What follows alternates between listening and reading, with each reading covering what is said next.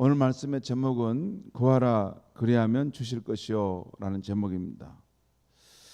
오늘 아침 마태복음 7장 이 전반부에서 예수님은 크게 두 가지 주제에 대해서 말씀하고 계십니다. 하나는 타인에 대해 비판하는 문제이고 다른 하나는 기도에 대한 가르침입니다. 먼저 이 타인에 대한 비판의 문제입니다. 함께 살다 보면 교회나 일터 또 가정에서 함께 살고 활동하다 보면 남의 부족함이나 잘못함이 보일 때가 있습니다. 그때 예수를 믿고 따르는 우리 성도들은 어떻게 해야 하는가입니다. 오늘 보면 1절과 2절 말씀을 제가 읽겠습니다. 비판을 받지 아니하려거든 비판하지 말라. 너희가 비판하는 그 비판으로 너희가 비판을 받을 것이요 너희가 헤아리는 그 헤아림으로 너희가 헤아림을 받을 것이니라. 이 말씀은 예수님이 하신 말씀이에요. 예수님께서 하신 말씀인데 이 말씀 속에는 몇 가지 진리가 담겨 있어요. 우리가 무심코 지나가는 그리고 잊고 사는 진리를 예수님이 밝히시고 계세요. 우리의 인생은 결국에는 하나님의 심판대 앞에 서서 판단을 받게 된다는 것입니다. 그게 이제 첫 번째 1절에 나와 있어요. 비판을 받지 아니하려거든. 이 말씀의 핵심은 이 다른 사람이 나를 비판한다. 이걸 넘어서 궁극적으로 이것은 신적 수동태가 담겨 있는 말씀입니다. 그러니까 우리 인간은 때가 되면 하나님의 심판대 앞에 서게 돼서 심판을 받게 된다는 것입니다. 그때 우리가 하나님의 심판을 잘 받으려면 우리가 이 헤아려서의 삶을 살 때 함부로 비판하는 일을 해서는 안 된다는 것입니다. 그리고 2절에 또 하나 중요한 우리가 하나님의 심판대 앞에 선다는 것을 말씀하고 또 하나는 우리가 심판을 받을 때 하나님 심판을 받을 때 그 심판의 기준이 우리가 무심코 우리는 놓치고 지나가는데 우리가 비판하는 그 비판의 잣대로 우리가 남을 헤아리는 그 헤아림의 잣대로 하나님이 우리들 또한 심판하신다는 것입니다. 이 말씀의 의미입니다. 너희가 비판하는 그 비판으로 너희가 비판을 받을 것이요 너희가 헤아리는 그 헤아림으로 너희가 헤아림을 받을 것이며 이것은 이 땅에서 다른 사람의 또 비판과 헤아림을 우리가 받는다. 그런 차원을 넘어서는 궁극적으로 우리가 정말 중요한 것은 하나님의 이 심판대 앞에 섰을 때인데 그때 우리가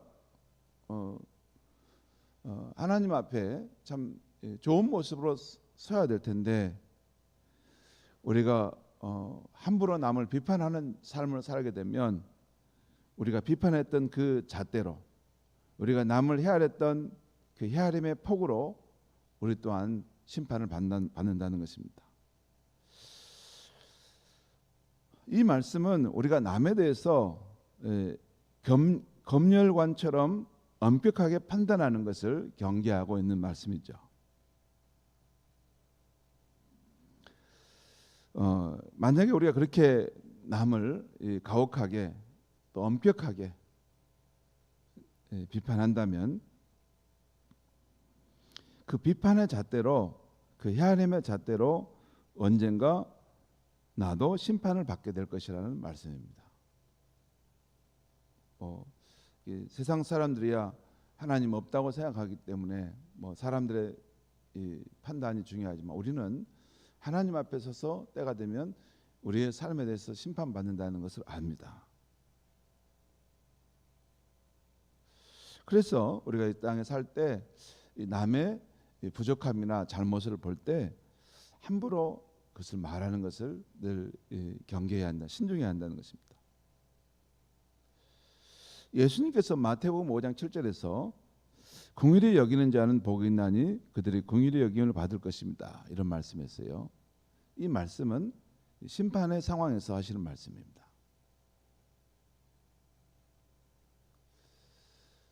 그러니까 우리가 엄격한 비판의 잣대로가 아닌 하나님의 자녀답게 긍휼의 마음으로 사람을 이렇게 늘 이렇게 너그럽게 이해하고 인간의 연약함을 생각해서 그를 관용하고 그를 용납해주고 그렇게 한다면 우리 또한 그 심판대 앞에서 하나님의 긍휼하심을 입게 될 것이라는 말씀입니다.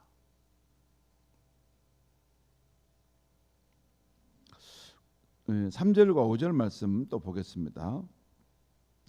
어찌하여 형제의 눈 속에 있는 티는 보고 내 눈 속에 있는 들보는 깨닫지 못하느냐. 보라, 내 눈 속에 들보가 있는데 어찌하여 형제에게 말하기를 나로 내 눈 속에 있는 티를 빼게 하라 하겠느냐. 외식하는 자여, 먼저 내 눈 속에서 들보를 빼어라. 그 후에야 밝히 보고 형제의 눈 속에서 티를 빼리라. 여기서 들보라는 것은 이 집을 이렇게 세울 때 기둥과 기둥 사이를 이렇게 받치는 큰 기둥을 또 말합니다. 그러니까 큰 통나무를 말하는 거예요. 그러니까 자기 눈에 형제가 어떤 잘못한 것을 볼 때 그것을 잘못한 것을 고치려고 하는 사람은 자기 눈에 있는 것도 한번 봐야 된다는 것입니다. 근데 가만히 보니까 형제가 가지고 있는 문제는 이렇게 톱밥 하나 정도 되는 작은 것인데 그 비판하려고 하는 사람은 보니까 그 들보를 하나 눈에 딱 맞고 있는 거예요. 통나무 하나를 이렇게 갖고 있는데 남에 대해서 이 작은 소소한 것에 대해서 함부로 그것을 막 이렇게 말하는 것이 될 수 있다는 것입니다. 남의 부족함이나 잘못을 봤을 때 함부로 비판하는 것을 경계해야 하는 또 하나 이유를 지금 말씀하고 있는 것입니다. 처음에는 그렇죠. 우리가 비판하는 그 잣대로 나중에 심판을 받게 될 것이니 비판하는 것을 늘 신중해야 한다 이 말씀을 한 것이고, 두 번째는 우리가 남의 잘못이나 허물에 대해서 고치라라고 이렇게 말할 때 사실은 우리 자신 또한 잘못되어 있을 수 있고 큰 문제가 있는 사람이라는 것입니다. 그러니까 우리가 비판할 때 남의 허물과 이 잘못을 말할 때 늘 신중해야 되는 거, 함부로 말해서는 참 안 되는 것은 첫 번째는 나중에 내가 그 비판의 잣대로 심판을 받을 것이라는 것이고, 두 번째는 우리 자신에게도 잘못되음이 있고 어떤 경우는 훨씬 더 큰 문제를 우리가 안고 있을 수 있다는 것입니다. 남에 대해서 이렇게 함부로 이렇게 말하는데 그것을 가만히 예수님이 지금 말씀하신 거예요. 예수님이 보실 때 그 사람 자신이 오히려 더 큰 통나무로 자기 눈을 가리고 있으면서 자기 안에 있는 것은 보지 못하고 남의 것을 이렇게 고친다고 말하니 우스꽝스럽다는 것입니다.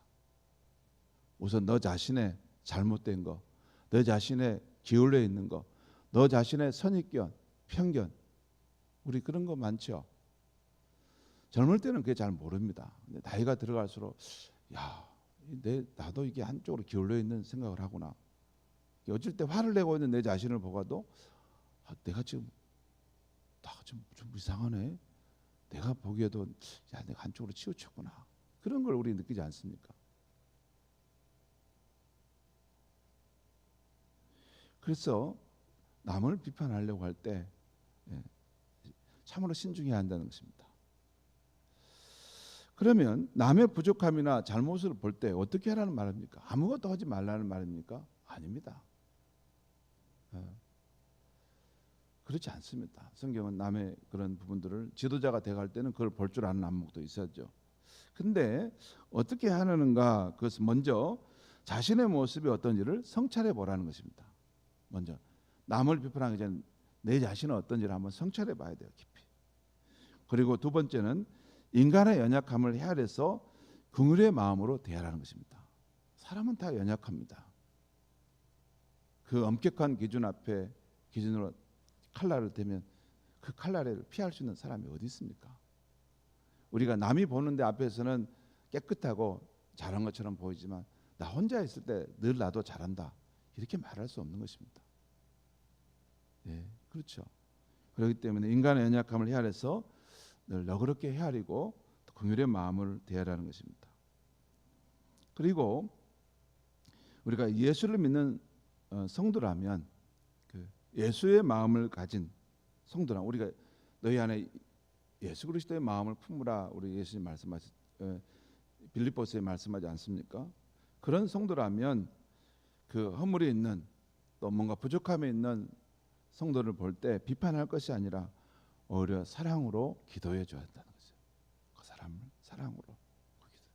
특별히 영적 지도자에는 더 사랑으로 기도해 줘야 됩니다. 그 왜 영적 지도자는 허물을 비판하면 안 되고 사랑으로 기도해 줘야 되냐면 그것은 자신을 위한 것입니다. 왜 자신을 위한 거냐면 영적 지도자가 선포하는 말씀을 내가 듣고 이 축복을 받고 내 영적 자양분을 공급받는데 영적 지도자에 대해서 비판하는 관점을 가지면 그 말씀이 들어올 리가 없습니다. 그러겠습니까? 절대 안 들어온 겁니다. 남에 대해서 부정적인 마음을 갖고 있는데 무슨 말을 해도 들어오지 않습니다.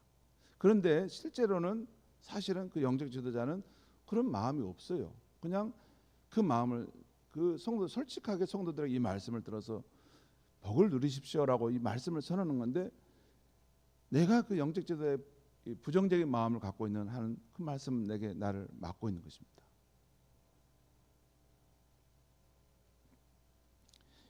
그래서 특별히 남에게 그 부족함과 허물을 볼 때 할 수 있으면 그것을 사랑으로 기도해 줘야 되지만 특별히 영적 지도자의 경우는 더 사랑으로 기도해 줘야 됩니다. 왜냐하면 그분이 선포하는 말씀으로 내가 죽고 사는 그 축복이 거기에 달려있기 때문에 그렇습니다.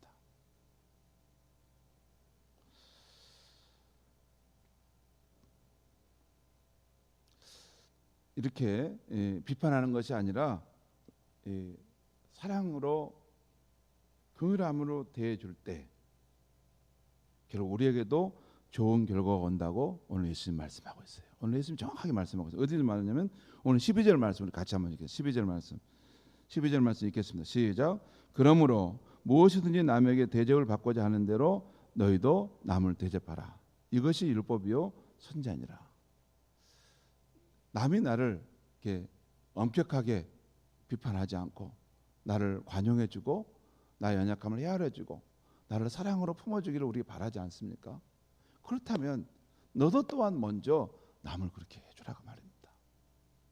늘 가혹하게, 늘 엄격하게, 늘 사람들을 이렇게 쥐잡듯이 이렇게 하는 그런 태도로 살면서 어찌 너는 남이 너를 관용하고 너를 이렇게 왜냐하면 인자한 사람으로 인정해 줄 수 있겠다고 생각하느냐?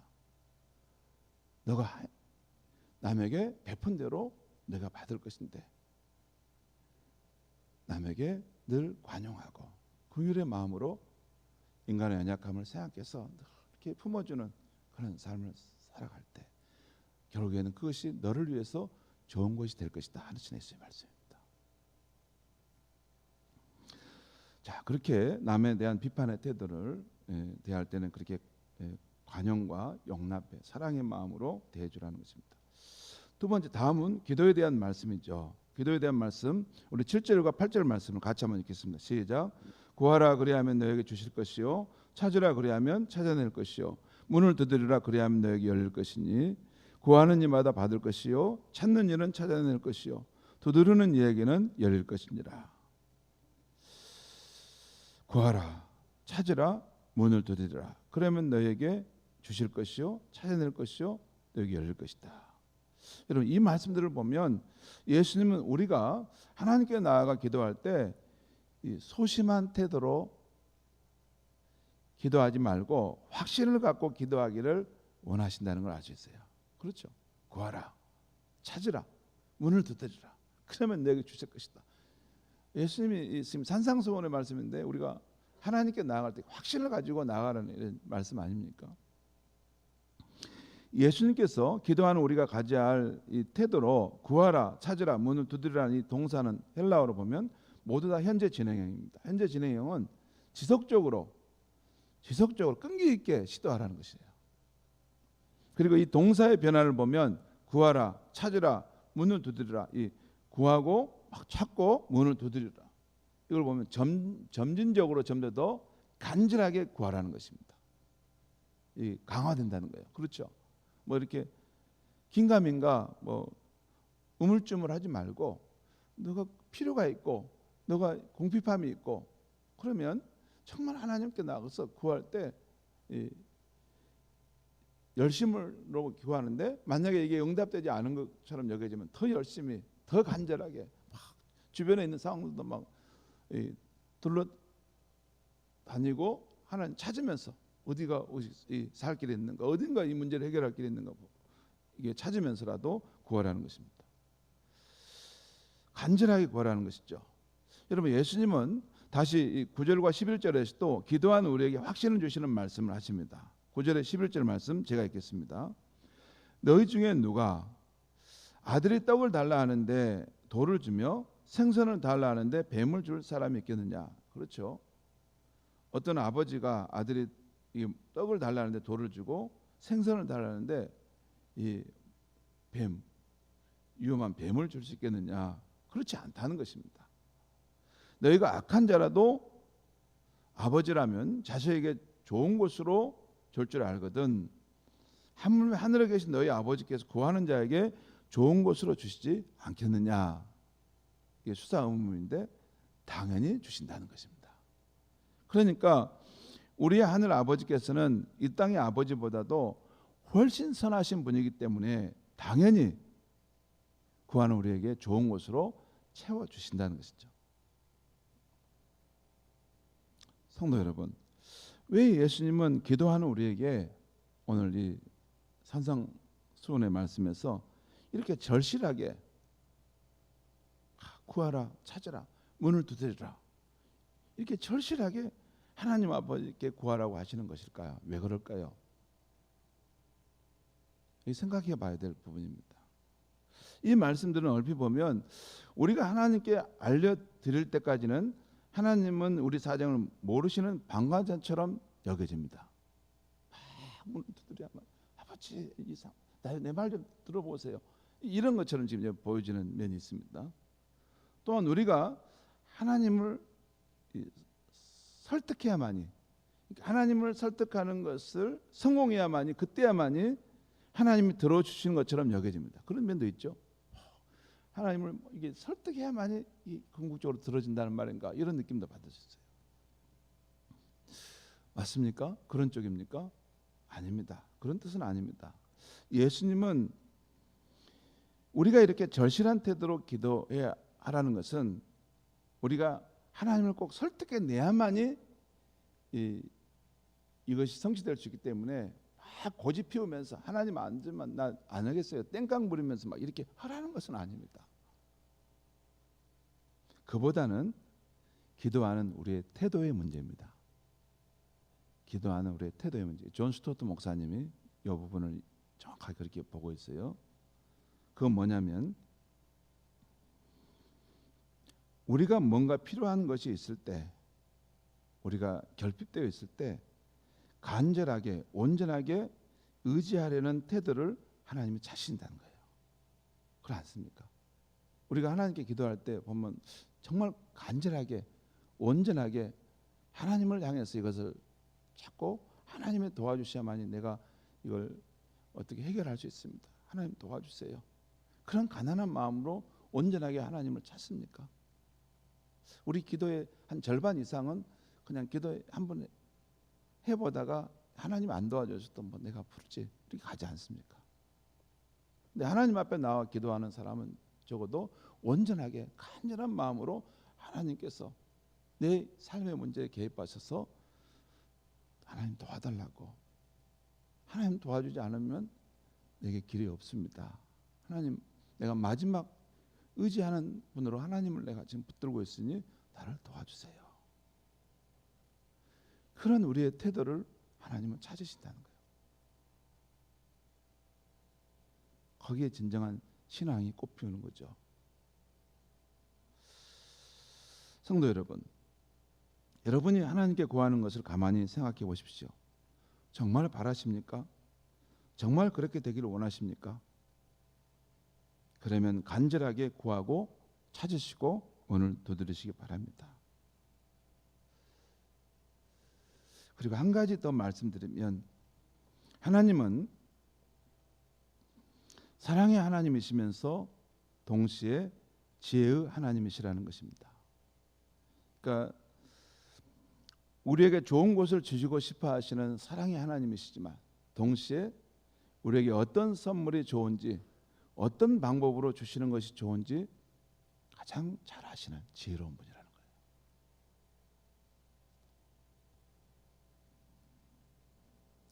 여러분, 우리가 자녀의 문제, 직장의 문제, 또 관계의 문제, 그런 문제들이 있을 때 우리가 하나님 앞에 나가서 구하시면 하나님께서 반드시 우리가 구하는 것 이상으로 좋은 것을 주실 걸 믿으시기 바랍니다. 그리고 하나님은 가장 좋은 방법으로 우리의 그 기도들을 나중에 채우시고 응답해 주실 것입니다. 기도하겠습니다.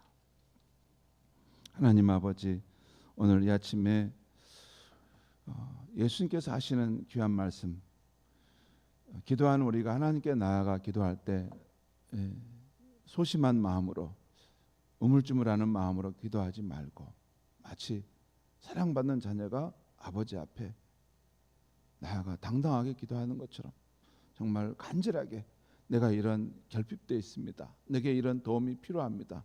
하나님 아버지 외에는 내게 다른 길이 없습니다. 하나님, 이 문제만은 꼭 하나님께 간절히 내어드리오니 간섭하시고 역사하셔서 이루어 주시옵소서. 이런 마음으로 하나님께 나아갈 수 있게 하여 주시옵소서. 그래서 하나님께서 그 의지하는 귀한 마음을 받아주시고 우리가 기대하는 것 이상으로 채워가시는 놀라운 손길을, 놀라운 은혜의 역사를 체험하는 우리 성도님들 되게 하여 주시옵소서. 예수님의 이름으로 기도하옵나이다. 아멘.